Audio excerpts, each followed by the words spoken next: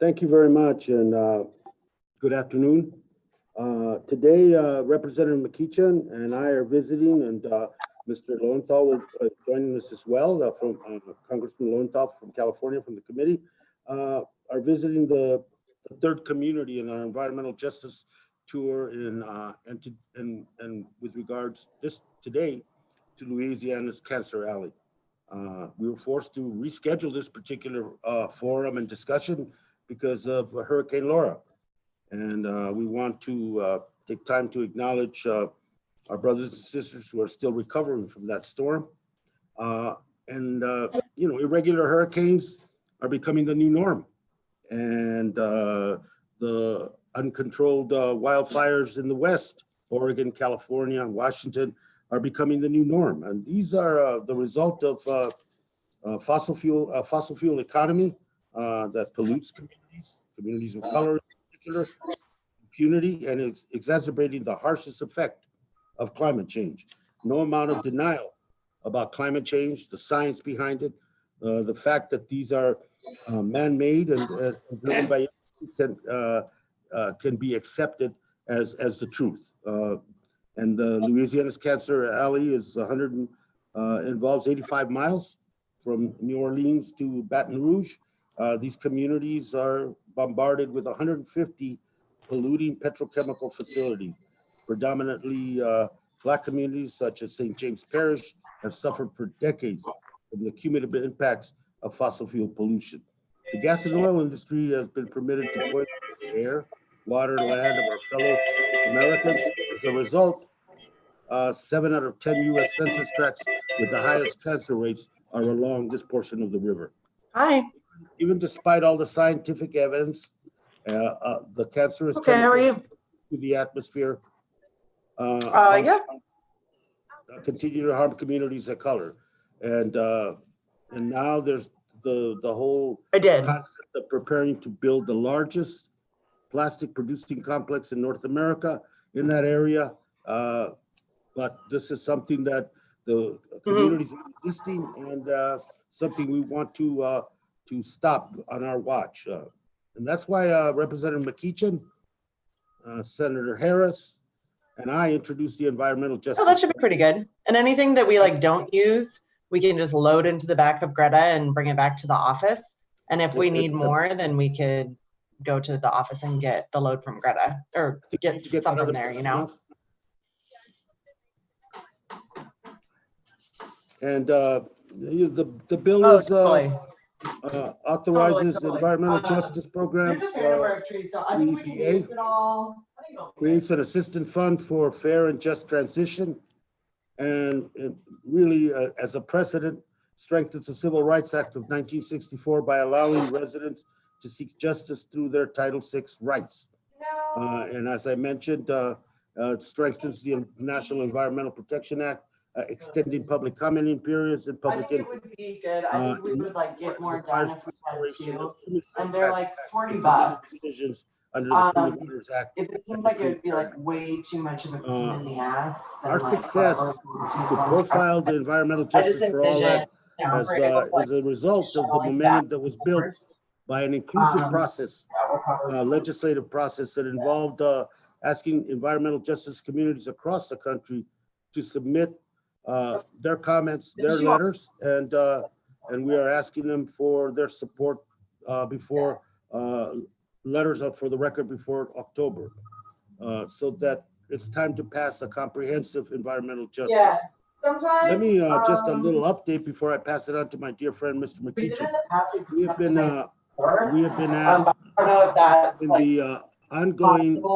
Am I the only one hearing the background noise, or is it? Yes, we do. Get over there, we got it going on 2 lane. It's Catherine Wheeler. Would you please mute your phone? Okay. Oh. Thank you, Chairman. We have muted Catherine. You may proceed. I lost my track of where I was. Anyway,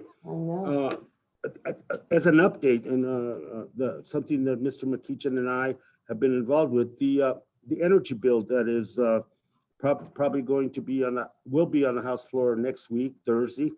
The leadership in our caucus has included 12 of the 15 provisions in the environmental justice for all bill within that energy bill. I don't know what the end conclusion will be, whether it'll become law, what will happen in conference. But at this point, the inclusion of those is, I think, it's a significant momentum builder for the environmental justice for all bill. An acknowledgement, a recognition of the fact that this is an urgency. It's been 2 decades where the science, the studies, the activism has been going on about environmental justice issues across this country. And I think this is again a momentum builder, an opportunity to highlight. And today we have with us three individuals who are going to talk to us, speak to us, provide us information, and more importantly, engage in a discussion with myself and Mr. McEachin.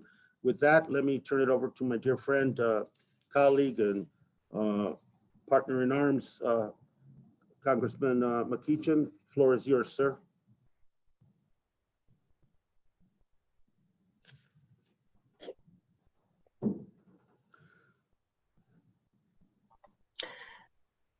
Chairman, regretfully, due to votes, Representative McEachin will not be joining us for this presentation. I think he'll as soon as the vote's over, I'm sure he'll be with us, and we'll give him an opportunity. He's been instrumental in keeping the EJ bill going, and not only instrumental, but committed to the process of up, down, up, as opposed to the other way legislation is done in this country. And I want to thank him for that. Let me introduce the panelists. Sharon Levine. She recently retired as a special ed teacher, born and raised in St. James Parish. Ms. Levine is the founder and president of Rise St. James, a grassroots faith-based organization dedicated to opposing the siting of new petrochemical facilities in St. James, Louisiana, out of concern for the worsening health effects and environmental pollution from industry in this area. The other esteemed panelist is Dr. Beverly Wright, an environmental justice scholar and advocate, author, civic leader, and professor of sociology. She is the founder and executive director of the Deep South Center for Environmental Justice. The center addresses environmental and health inequities along the Louisiana-Mississippi River Chemical Corridor and the Gulf Coast region. Steve Davis is a third-generation resident of the small, infamous environmental justice town of Elson, Louisiana, a millennial environmental advocate. She's dedicated her career to the pursuit of environmental justice. She is a graduate of Dillard University, Loyola University College of Law, and is certified in environmental law. As the Climate Justice Network Engagement Manager at Foundation for Louisiana, she uses her personal and legal background to lead in the empowerment and activation of the community on these issues. To all of you, thank you so much for your solid and ongoing support, input, and guidance regarding the Environmental Justice for All Act. Thank you as well. With that, let me turn the floor over to Ms. Sharon Levine for her comments. Sharon, the floor is yours.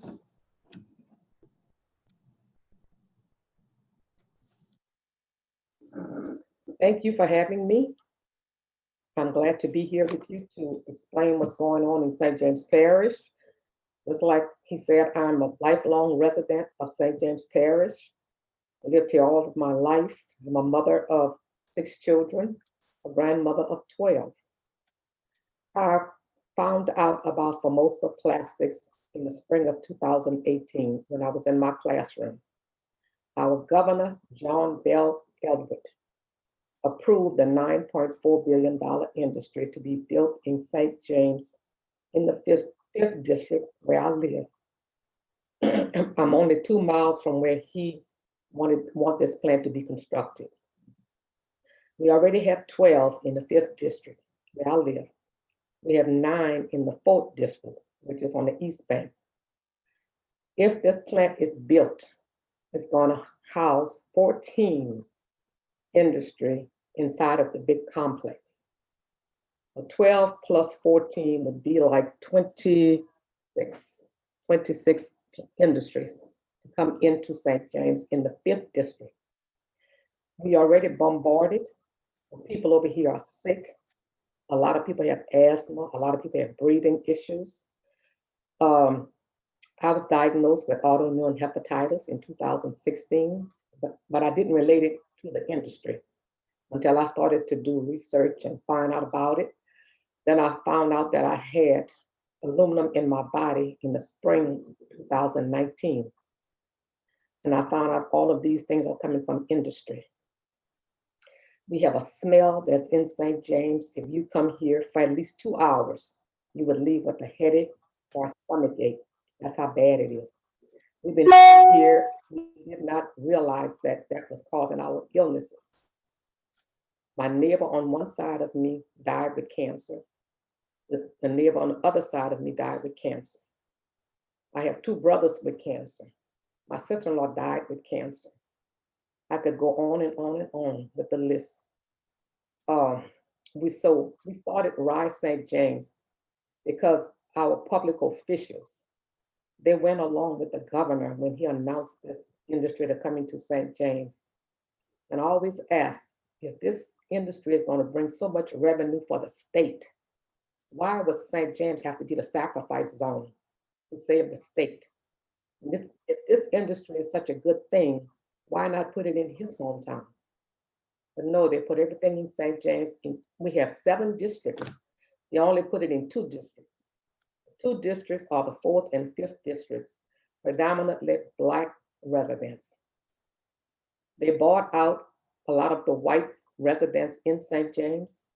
They didn't ask to buy any of the Blacks out. Not Formosa. Formosa just think that we're going to sit here and just die out.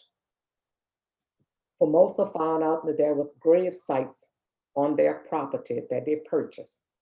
They purchased 24 acres of land from this farmer. They found out that there were grave sites on that property. They didn't bring it to the parish officials. When we found out about the grave sites, I brought it to the parish council on December the 23rd, 2019, to alert them that's what we found. Formosa knew about the grave sites 17 months prior to us bringing it to our parish officials. We have filed an injunction. We filed an injunction on July the 14th and Formosa agreed not to disturb the grave sites and the wetlands. And they will not build on the site until February of 2020. This is a violation of the federal laws, and it should have never been approved. Our public officials approved it. Our senator, our representative from St. James, they approved this industry. They went along with the governor. We repeatedly asked the governor to halt this construction. So far, he's not listening to us. He's not listening to the people. The parish officials supposed to be here to protect us, but they voted for this industry also. So the representative that we voted in office, they go along with what the governor wanted. And we don't understand why we have to have public officials if they're not going to listen to the constituents who put them in office. Governor Edward came down here on November the 1st, 2019 to ask for the African Americans' votes. We gave him our votes. I spoke to him 1 minute and asked him to change his mind, not to let this industry come into St. James. His answer to me was, he's going to do a health study. I told him I was going to do one too. They are not listening to us. We already have 12. Where I live, this is the first time an industry would come that close to me. Where I was raised, there's two industry on both sides of my family home. One of our members of Rise St. James died in November. He was outside cutting grass and he fell to the ground. He lingered a little while with sickness, and I think it was cancer. He had big tank farms right behind his house. The area where I was born and raised, my son lives in the family home. He's so overwhelmed with what's going on until he wants to move from St. James. I have my daughter left from St. James because she kept having headaches. She would have headaches so bad, she moved to Baton Rouge, but the headaches are not as bad. My other daughter, she was living here with me. She would have sinus infection all the time. If you pass by this plant called Mortzea, it has a big pile of sulfur. If you pass there, you need to wear a mask. That's how strong the odor is. We passed there for years, not realizing where the odor was coming from. Someone asked them to cover that big pile of sulfur. They said no, they didn't cover it. We asked them to not to emit so much toxins into the air.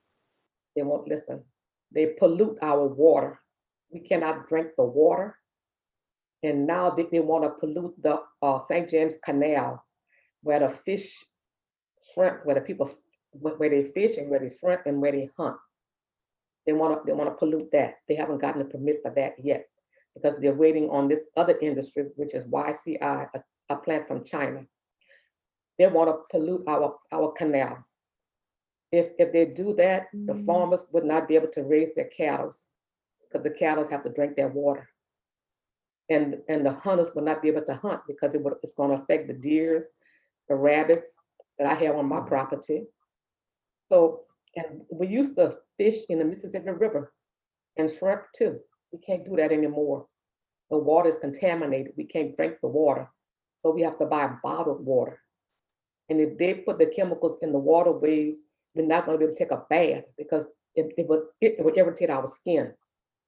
So we are bombarded with air pollution, water pollution, and soil pollution.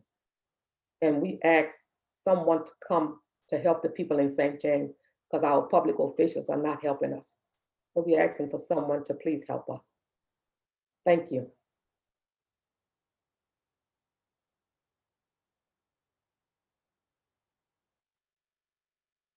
Thank you very much, Sharon. I think your comments on these forums and different meetings with advocates and EJ communities across this country, and certainly in the area that I represent, are reminiscent of those communities not only being left behind but being ignored. And your personal comments are very powerful, and thank you for being with us. Dr. Beverly Wright, the time is yours. Thank you, Doctor, for being with us. Thank you, Congressman, for inviting me, and hello, Ms. Levine. I have a 5-minute prepared presentation, but I would be remiss if I didn't say a few words connected to what Ms. Levine has reported. The Mississippi River Chemical Corridor is an 85-mile stretch of land between New Orleans and Baton Rouge that is now home to 156 petrochemical plants and 6 refineries. When we first, the Deep South Center and others, first began working in the corridor, that was 1992. And the story that Sharon is presenting is the same story we had in 1992. Surprisingly, one of her relatives, Miss Moss, worked with us in St. James Parish doing the same thing that you're doing, Sharon. And so it's very almost depressing to see that the gains that we made in the 90s have all been lost. And we're back fighting the same situation in the corridor. So prior to Hurricane Katrina and Rita, in about 2005, there were approximately 37% of the population of Louisiana living within this 11 parishes in the corridor.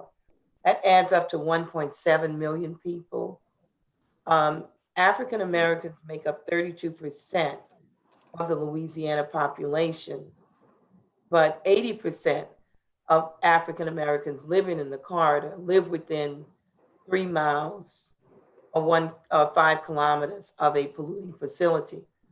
Now that's based on the study that our center did in 1996, and those statistics have not changed. In fact, they've probably gotten worse with the expansion of facilities now in the corridor since our Republican governor started it off, Jindal, and it is continuing with our Democratic governor. Nothing seems to change.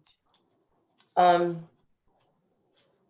thing to remember about the corridor is that the majority of African Americans who live there are fence line to these facilities. And if they're not fence line, they're becoming fence line, like Sharon's community, where the facilities continue to buy out land.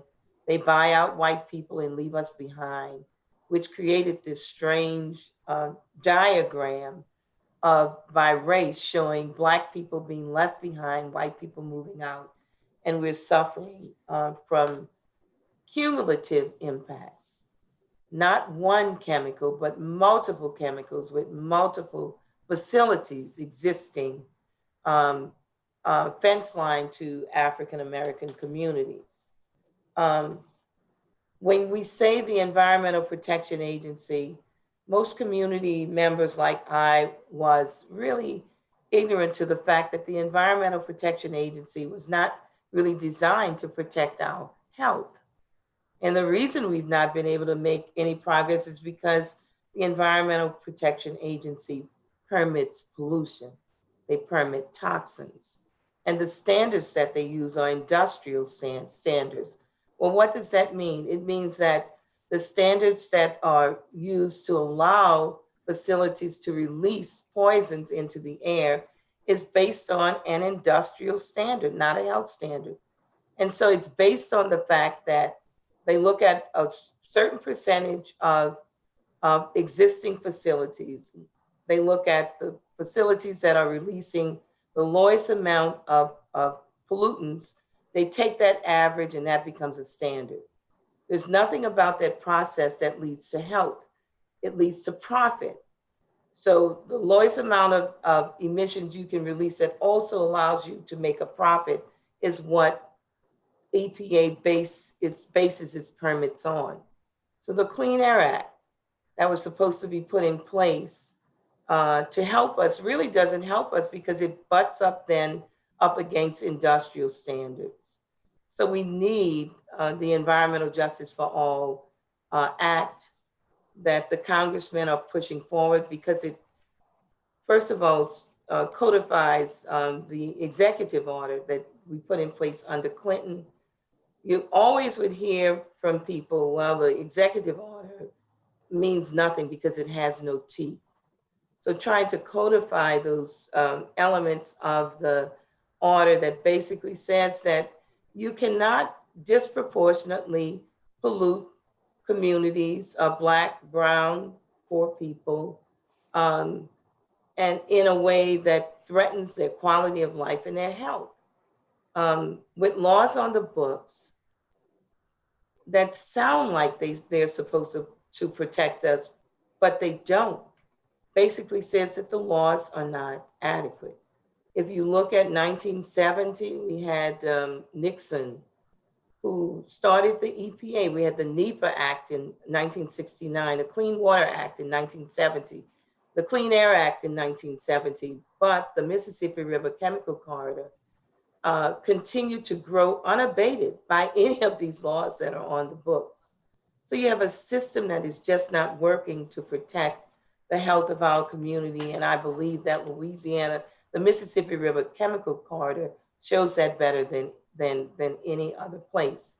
In 1984, the Mississippi River Chemical Corridor was emitting 800 million pounds of toxins into the air, water, and soil. They didn't even know it. They didn't even know that they were doing that. And because of Bhopal and the new laws that came into place that forced them to tell us how much pollution you're releasing, not just pollution, but TRI releases, meaning extremely hazardous chemicals that cause cancer. You must tell us how much of this you are releasing. And they recorded 800 million pounds in 84. We went back and looked at that data some 10 years later, and we found out that it wasn't 800 million pounds, it was over 1 billion pounds of pollution being released into the air, water, and soil. When we first began working in the corridor, we would visit communities that had the same stories that Sharon is presenting today. But we actually saw screens falling off the windows, rusting and falling off about every 6 weeks or so.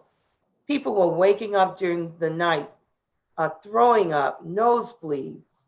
We saw all of the small animals dead or dying in the community. Even the moss on the trees were dying. So we've seen now that in the corridor, we have approximately a bit over 200 million pounds a year, from 800 billion to 200 million pounds. And people are just as sick now as what they were then. I don't know if we still see paint on cars melting away downwind from the chemical plants. Whenever I would visit there to do all of our toxic tours, I would have a headache for about 3 days afterwards. It reached a point where I just couldn't go back. I was sick. And I wondered how in the world, can people live in areas that are this polluted? We managed in our work to get I'd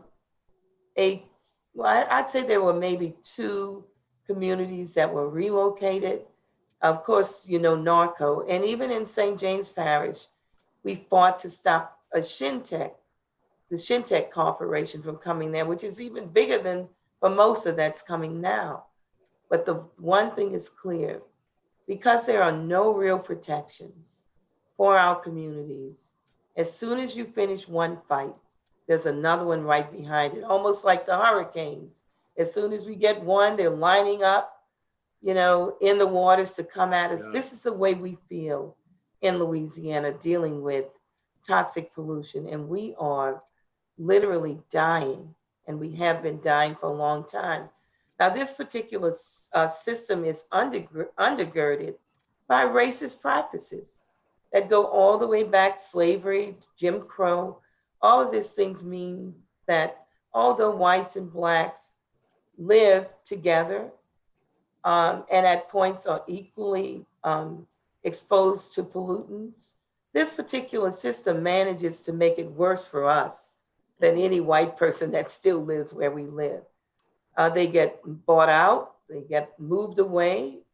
Their legislators respond to their requests, and African Americans have gotten nothing from the political system unless they were taken to court, unless we brought literally thousands of people, lawyers and medical people and scientists, activists. It took all of that to stop one plant, Shintech. It took all of that to relocate one community. That should not be. And I think it is our hope that as we move forward, we pray we get another president, a new president, and the environmental justice law, justice for all, is put in place to better protect our citizens. Thank you. Thank you, Doctor. Ms. Davis, the time is yours. Thank you for being here. Thank you for having me. I'm so honored to be on this panel with such powerhouses as Dr. Wright and Sharon. They are just, I feel like a small little ant standing on the shoulders of giants right now. They've done such hard work. I am from a small town in Louisiana as well called Alcin, Louisiana. It is predominantly Black.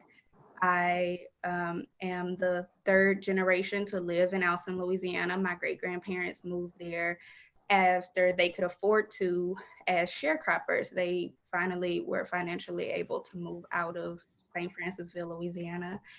And as a child, I feel like I had a blissful childhood. I grew up, and some of my most vivid memories, although Alson is a EJ community, were cows, because we used to terrorize the cows. Fruit trees, we used to get in so much trouble from picking fruit from my great uncle's fruit trees, and sirens and mountains. And I know that sounds weird for Louisiana, right? You think sirens, you think police. When I think sirens, I think test sirens from chemical facilities that are across the highway from. You think mountains, you think Rockies, Appalachians. I think mountains, I think landfill in my small, predominantly Black rural community of Elson. And as a child, we even took field trips into the landfill. The landfill that Dr. Wright reminded me was actually ousted out of the community in the early 90s and then re-permitted to come back into that same community and houses flood debris now from different floods that have happened around Baton Rouge. And so I tell you my story to give you an idea of where my passion comes from. I'm a little Black girl from an even smaller Black town that has had so much environmental injustice, but my family refuses to leave. You know, this is where we set our flags in the ground. This is where we staked. And so a lot of people tell people to leave and move. But this is, I will be fighting, you know, what they say, tooth and nail with my grandmother to get her to leave where she, you know, calls home. And so this fight is just deeply embedded within me. But my passion comes from that, and my drive comes from the fact that this is bigger than me. This is Alson, this is bigger than Baton Rouge, this is bigger than Louisiana. Your country, your whatever you value to you is bigger than all of that. This is a planet issue. So they call environmental communities frontline or fence line communities, right? When I think of front lines, I think of wars. What happens when the front line of an army is broken through? Even if you don't care about me or Miss Sharon or Dr. Beverly, once our communities are, let's say, gone, once the front lines of an army have been broken, it continues to spread, right? The enemy can continue to get into the rest of your army, the rest of your side. So I think of it like that. Pollution spreads. Pollution is not just, yes, we are the most vulnerable. Yes, we are the most impacted, but pollution will spread. Pollution is breaking down everyone's ozone. Pollution is making its way into our water and our food. So I am asking you to think about that when you are out in this world. My charge to millennials and this social media generation that they call us, let's own that. We have expensive degrees, right? Let's research, let's use those degrees to know the science is there. All of those statistics that you just heard Dr. Wright name, they're out there. Let's learn those.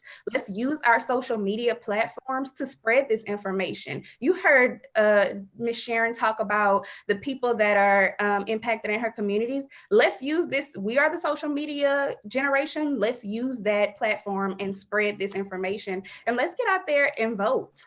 This is really important in your small elections and your big elections. Public officials matter, like Ms. Sharon just mentioned in her communities. Those are the people to make those decisions. Your governor, he instates the secretary of your Louisiana DEQ. Those are the people that help to put those permits into our communities. So whether or not you are excited about the candidates or not, it's your responsibility to get out there and make a change. We are the generation that has to live with these impacts. This is coming. This climate change, the climate is supposed to rise in less than 100 years. That means that all of us millennials and Generation Zers could still be here. That means that the world that your grandparents tried to make better for you during the civil rights movement could be gone. This is our civil rights movement. This is our fight. And I just want to encourage us all to get out there and make that change. Thank you so much for sponsoring this bill. Thank you very much, and all of you. I mean, a general question. I'll begin with Dr. Wright and all of you can jump in on the question. Here's the question. I was talking to a staff person, an attorney, Sarah, and she was going, you know, when I was in law school, there's whole sections dedicated to studying environmental law, dedicated to the issue of environmental justice that we study. Whole sections that have been going on for, I mentioned the word 2 decades plus. And yet the movement toward really making some fundamental changes haven't really occurred. And like, I thought that was a really good point you made. You know, we fight this fight, and then there's another fight right after that. And as we empower one community, then they have to confront a new fight. And one of the things we wanted to do with the environmental justice for all that is to and you know, we wrote the people that helped write this, the community that helped write this bill, and when we filed it, Mr. McEachin and I, the pandemic had not hit. You know, the president was lying to us about it, but it had not hit. And I see it as an effort, a legislative effort, first of all, to codify and put some teeth into the ability for communities to defend themselves and to fight back. But more importantly, it's bringing together 2 transcendent issues. And I think the pandemic opened that up to everybody to see very clearly if they hadn't seen it already. And that is the issue of the climate change and the effect, and you're seeing it in your region of our country and in the world, and the issue of civil rights and systemic racism as it applies to this issue. And I really believe that you have to have a systemic response to how you deal with these things. First of all, the concern we had as well was that as we promoted in Congress climate change issues, and I remember very clearly the first draft of the Green New Deal to some extent didn't cover frontline communities or environmental justice communities. And a lot of people raised that issue, and now it is an important part of it. But this environment, so the question is, going forward, and as much as it is an environmental climate justice issue, it is also a civil rights issue. Could you speak to that and how we perceive that to be so tied together, which I think gives this legislation the strength that it needs? And that's why in the legislation, we deal with the Sandoval decision that limited aggrieved communities to be able to fight back on disparate treatment. And we see environmental injustice as a disparate treatment to communities of color, that they should be able to redress this through the courts and through that process. But please, beginning with you, Doctor, if you don't mind. Yes, so when we first began this movement, the one thing that we realized was that the thing that motivated African Americans in particular, but minorities in general, was the whole notion that what was happening to us was unjust. And we were able to place our environmental concerns within a civil rights framework. So that made it a natural kind of pursuit when we could show that what's happening to us isn't happening to everyone. And this happening to us because of the color of our skin. That made civil rights and environmental justice tight partners in moving forward, because we could not separate the right to clean air for all people, not just white people, or the right to live, without being poisoned for white people and not for us. And so those connections have already been made. One of the problems that I have seen is that I'm not a lawyer, but I do recognize that there are some serious problems with our laws as it relates to protecting certain populations or groups. And when we speak specifically about systemic racism, I believe that we are still trying to unravel the entanglement of the law and how those laws are affecting Black and brown people, immigrants, and so forth. That it's been like 300 years for them to develop these laws and entangle them at every walk of life, every walk of life. And it's going to take a while for us to figure it all out. And that is a huge job. Disentangling, the end product from the cause. And I'd like to just give an example that occurred just here in Louisiana, so you understand what after Katrina. So after Katrina, everybody understood that the people most affected by the broken levees were African Americans and African American communities, because we have racialized space all over this country, meaning some parts of land, it's mostly Black people, others whites, and so on. So the racialized space for African Americans in particular was really hit by Hurricane Katrina. So what were the things that could mitigate, help people get back on their feet? Well, one was hazard mitigation monies, also tied to the Stafford Act. And there were two things that happened to us that really showed us how systemic racism affects laws that on the books may look like a good law, but if they're not dealt with properly under certain circumstances, it ends up hurting you. So when the monies came to the Army Corps of Engineers to fix levees, to prepare for other storms, the first people to get levees fixed were people who already had more levee protection than what we did.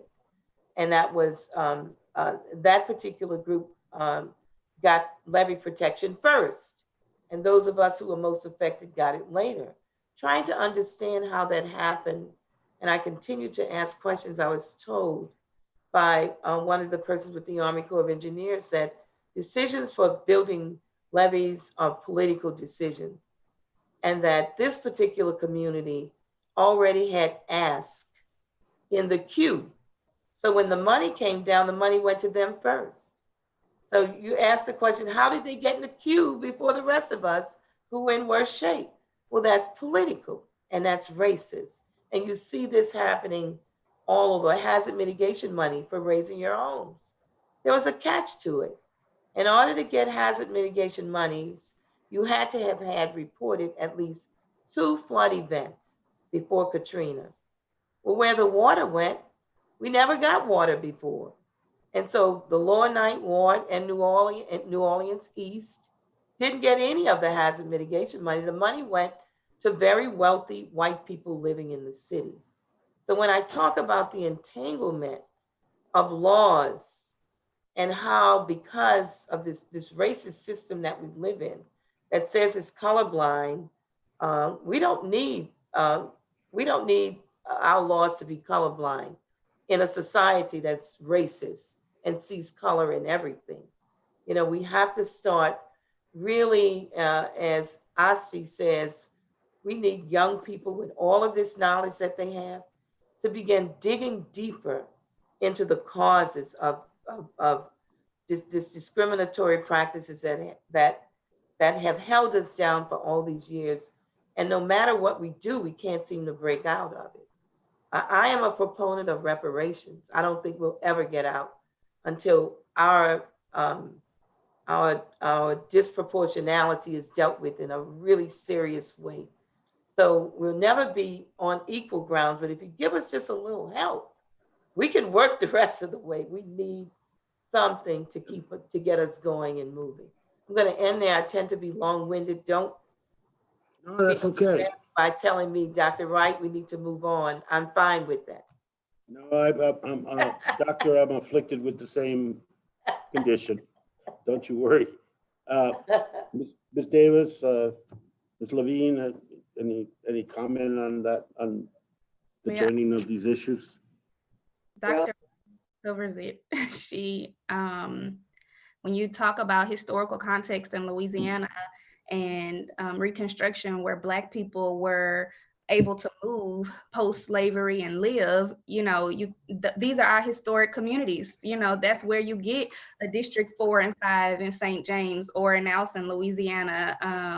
And the indigenous people already were settled along the rivers. So this land use malpractice, I should say, these horrible practices of land use that have now made our communities industrial for industrial use versus residential. If we're living there, how is this now an industry permitted property? You know, so I just wanted to highlight that. How can we?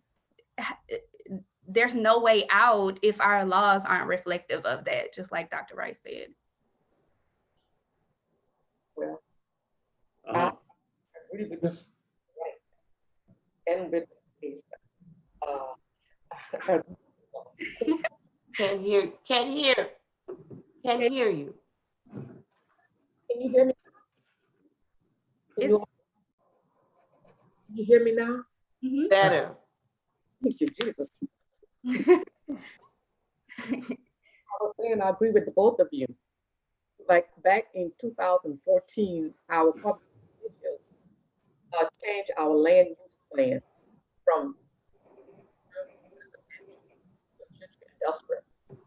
So when these chemical plants or industries come in here, they don't see people, they don't see homes where people live. They made it like there was no one living here. Go back to maps, they don't have it like people live here. So they come from China and different places and think there's no one living there. And they buy the land. And when they get here, they see they have people here. So I blame some of the officials. Sometimes I don't think they really read, they just vote things in. They don't really sit down and digest and research. They just vote it in and they think it's good for the community. They were looking at jobs, but they didn't see the other side of it.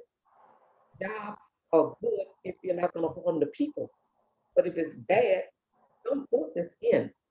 So our present parish council in the 5th district, he tried to change that. Tried to change it a little bit, but the other members of the parish council would not go along with him to try to rescind the decision with Formosa, to go back and rescind that. You can't get a person to second his motion. His own motion. You can't get one besides himself. He's by himself. So I think that things like this should be put on the ballot and let the people vote for those things because we live here. We should have a say-so of who we want in our backyard. Not 7 people as the parish council. And in St. James, we only have 2 districts that's bombarded with industry. That's the 4th and 5th district. The other districts, they don't have industry. So when districts. I'm in the 3rd district, my daughter lives there also. That's a white district. They made sure that industry did not come in the 3rd district. Everything to stop this industry, and it didn't come. It went away. When they said let's put it in the 4th district, they're ready to vote to put it in the 4th or 5th district. So I still say, if we don't need public officials, that's not going to help us. We need the citizens, like I said, stand up and fight for our lives, our land, for our community. I'm not about to sell my home and my land. I'm also couldn't offer me enough money to sell my land and my home, and have so many people in St. James that's on the same page with me. They are so glad that I spoke up. Nobody else spoke up in St. James. I don't know if they didn't realize it, like I realized it years ago, but it came to me in 2018. Dying, and we are dying slowly. This man, George Floyd, he died in so many minutes. They are giving us a little bit longer, but we are dying slowly but surely. If Formosa come in here, we already polluted. They're gonna triple the pollution in the 5th district. They're gonna double the pollution in the 4th district. This, we all have to stand up. All the citizens have to get together, march with us, help us. We can stop this. There's another industry in St. James. It's called YCR from China. They are building right now. I didn't know about that until after it was done. They sold our high school, the only high school we had in the 5th district. They sold the school for this industry. When we found out about it, they had a meeting to tell the industry on the school that they're going to be good neighbors. Thanks, Jonathan. Oh, don't turn it off. Just text Jonathan. Our school, but they come in here and act like we are nothing.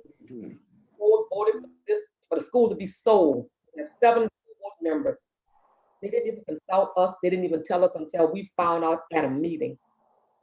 They treat us like this, like we are second-class citizens, like we are nobody. Something needs to be done. We need to change something. Something needs to be done. And it have to come from the federal level.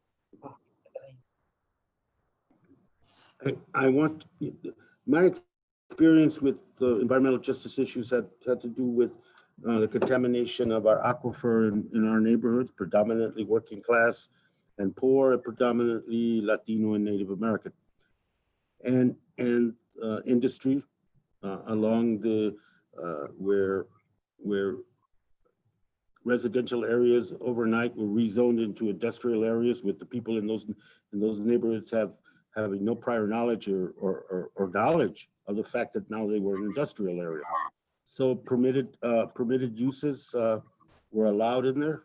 Contamination occurred. Many people got sick. The chemical was traced to a carcinogen for cancer, particularly among women, lupus, lost pregnancies, and the list goes on. And a long battle, court decision, Superfund cleanup, but the damage was done, and that began my involvement in this issue many years ago. I mentioned that because I remember, and we still see that, and all of you alluded to that. The pushback from industry, even on the environmental justice for all bill, is just beginning. They don't want it codified into law. They want it to continue to be, an executive working group that, depending on the administration, is either working with us or working against us in terms of the communities you represent. And that keeps everything off balance, and it keeps us from getting some consistency going. And the pushback is also that these are very powerful interests. And as such, they're going to oppose cumulative effect analysis. They're certainly going to oppose expanding NEPA. They're certainly going to oppose expanding the Civil Rights Act Title VI to cover the environmental justice community, frontline communities, etc. And so I ask about, and part of the biggest resistance we had on a local and national level when I was working on this issue here at home was from our elected officials, in that either they dragged their feet and nothing got done, or they defended what was already done, blamed the community, and at the end of the day, that became one of the most difficult hurdles. And I anticipate that the industry, through their influence, is going to fight us really hard on this.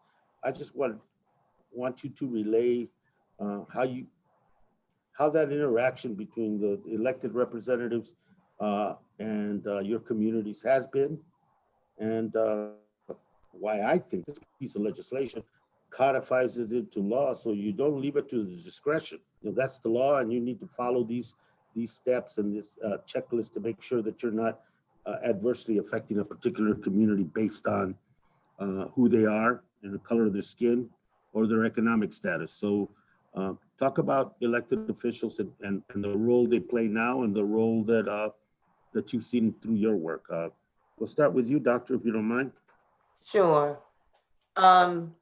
Elected officials, my favorite people in Louisiana. The truth of the matter is that Louisiana has been known to grow their own politicians with the monies given to them by the petrochemical industry. The chemical manufacturers, all of these people are very powerful. And even right now, you see our congressperson on the television every day, Kennedy talking about his relationship with oil and gas and how he's bringing them money home. It's all about the oil and gas industry.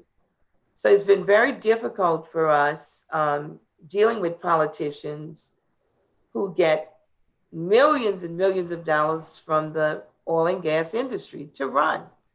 They start off in college picking young people to run and they groom them all the way through the process to become the perfect candidates to represent the oil and gas industry and not represent the community. They also have successfully pitted workers against the community. Yeah. It's Yeah, it gets very difficult, you know, for workers to speak up for the environment when their jobs, you know, are threatened or because they have to feed their families. We are, and the industry has, with politicians, have been very clever about pitting us against one another. Right now, with the COVID-19 incident occurring, with more deaths in St. John Parish than any other place in Louisiana, some news reporters were trying to talk to people who lived in St. John Parish about the connection between PM 2.5, which I forgot to speak about, and COVID-19, and how that increases our death rate. And the community people that I know who work at the plants would not comment. They said to me that their jobs would be in jeopardy. They didn't want to talk on camera about any relationship between chemicals coming from those plants and COVID-19. It's a very powerful sector that we fight. One thing that we have been pushing for a change is that Black people are going to have to figure out how to support their own candidates, meaning putting our money up with candidates that we want so they can't be bought out by others, where they truly represent us. Because the politicians also do this. They go to candidates and say, if you don't support this law, this rule, I will run somebody against you. And they have bottomless pockets. And we have seen them pick a person and run them and they win because they have so much money to advertise. So our democracy is absolutely threatened by the wealth of these big industries and the power that they tend to have because they have this wealth. I think that we really, first of all, we're going to have to try to figure out how to select better representatives. Selecting a good representative also requires monies to back these people so that they have a chance to win. And I think with the Obama administration, Black people and people of color, poor people, began to think about supporting candidates who would represent them.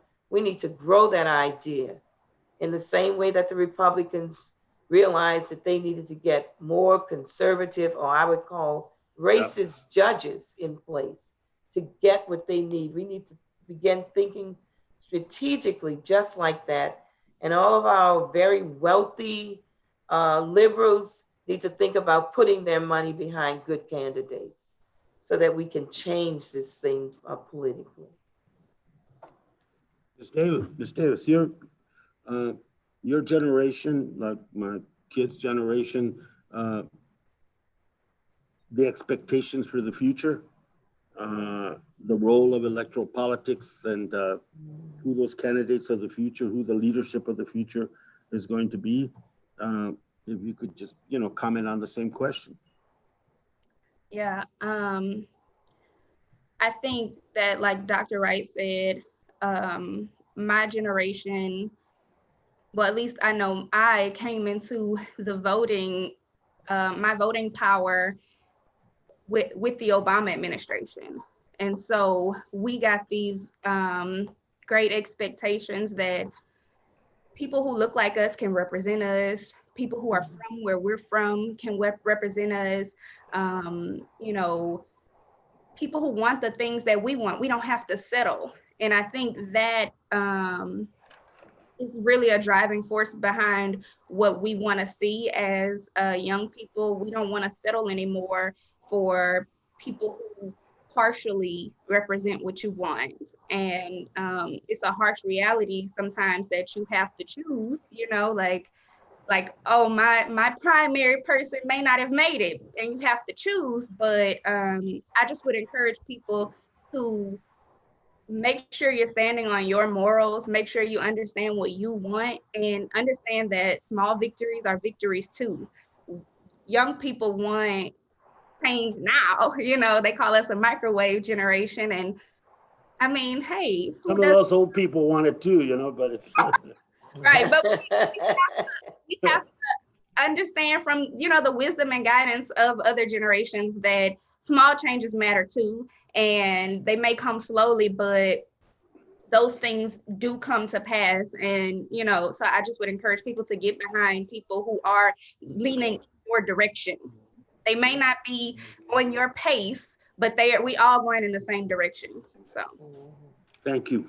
I think Ms. Levine mentioned, her struggles with convincing councils and others and governors about the need to re-examine decisions that we're making in terms of citing.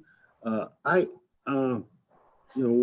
of the things in the legislation is a transition to deal with the issue of workers, that there be to make the people whole as they retrain and prepare. Because it's, one of the things is that things are going to get downsized as regulatory demands become more important, as we raise the standards, that they're not industrial, that they deal with public health more than the industrial side. That those standards are going to require these companies to do something. And part of what we're doing with this legislation is studying the profit line of many of these petrochemicals and extraction industries. They haven't done bad. They haven't done bad at all. And to ask for them to be part of a transition for workers, to ask them to pay their fair share in terms of the cost attendant to public health and regulatory changes, I don't think it's too much, but it's still an argument that we're going to have to make against a very powerful pushback. Our time is, Jonathan, is Mr. Lowenthal available at this point? Chairman, Lowenthal will be joining us for tomorrow's, and Rep. McEachin is still on votes. Okay. I want to thank you. Can I make a comment? Absolutely. I'm not a panelist, but I'm Gerald Durley here in Atlanta. I started with Dr. King in 1960. I just did the eulogy for C.T. Vivian. John Lewis and I started on this battle, and I led all the student movements in that at Tennessee State in 1963. I'll be 79 years old my next birthday. And I want to say to you, Ms. Davis, you renewed my hope, the thrill, the excitement. Be ye not weary in well-doing, for you will reap in due season if you faint not. Many times we wanted to quit, but what kept us going, and this is what Dr. Wright and Sister Levine were talking about, the two things that continue to fuel us, and we've got to some kind of way put this into our movement now, two words: sacrifice and risk. Mm-hmm. All too often we're not willing to sacrifice and risk. And that's what we've got to engender into our community, to continue to join forces with you, Congressman, so that when you go back, we used to always say, who's going to cover our back? If no one's there, we're going to cover our own back. And we're not going to back up either. We're not going to bend. So I wanted just to compliment. I'm renewed. I feel more optimistic now. I got in the movement in 1959. And I feel more optimistic when I see young people of all colors coming together, marching and talking about conversations like this, an 85-mile stretch, Cancer Alley. It is so important. I chair the Interfaith Power and Light on Environment now, 40 states, 22,000 houses of worship. And right now, and I traveled with Barack in 2007, talking about this. So it's not about me, but it's about never giving up and never quitting. This is our time. This is our moment. And I don't mean to be some cheerleader, but every now and then we need to let us know. I like to end all conversations. We're on the winning team, right? We're on the winning team. And Dr. Wright, you've been out there for so long. And I'm a product of Tennessee State. I was SGA president in 62. I was a foot soldier at the march in 63. And I don't feel no way tired. And I think that this is what conversations like this, what do we say? Organize, strategize, and then mobilize. And right now, the strategies that you're talking about, and now to mobilize with those in Washington is going to make a difference. Not will, is going to make a difference. And I think, Sister Davis, you hit it right on the head. I love when it came out of your mind, chill bumps flew out. You said, vote. Thank you very much, Gerald. Thank you very much. Chairman Grijalva, any final words? Thank you, sir. That was great. And I recall as development and discussion about how to proceed with environmental justice bill. I went to talk to John Lewis, Congressman, and told him about it. And he said it's a civil rights issue. And he also gave me some great advice: just build a big coalition and start and ask the people first. And that's what we did. And the coalition, we're going to be in LA to deal with those communities and the issues there, and they're prevalent and huge. Indigenous community, tribal land, as well as going to all parts of this country with these forums and inviting people to come and have discussions with us. We're doing that because this is a bigger coalition that I think needs to be behind the legislation in order for it to be successful. The good signs are much of what we're talking about today has been integrated into the presidential candidates, the challenger to the present person sitting there. And much of what we're talking about was our whole bill was put in its entirety into the list of from the select committee in Congress on climate change. And as I mentioned earlier, the energy bill wanted to take 12 of the 15 sections that are part of it, including the enforcement ones that I think are critical, NEPA, and the civil rights extension. But and still a question of still a resistance to the cumulative effect, which I believe is critical in order to be able to have communities have a real say in what gets cited and what doesn't get cited. I think the public will is going to have a lot to say, regardless of how much contributions petrochemical and gas and oil give to particular candidates. They're going to have a lot to say about this, and I think you're absolutely right. We have an opportunity here. I've been chipping at this rock for a long time, and this is the time that I see an opportunity. Senator Harris was the lead sponsor in the Senate before assuming her role as vice presidential candidate and soon to be vice president. So I think we have an opportunity here, and I want to thank you. And we will be back, and we will need your help, and we'll call upon you as we have in the past to lend us a hand and help lift this thing, this piece of legislation, to where it needs to be, and that is to be signed into law and codified into law, and give communities not a full sense of protection and security, but a hell of a step toward empowerment and that protection. So thank you so much, and God bless, be safe, and I appreciate your times. Thank you.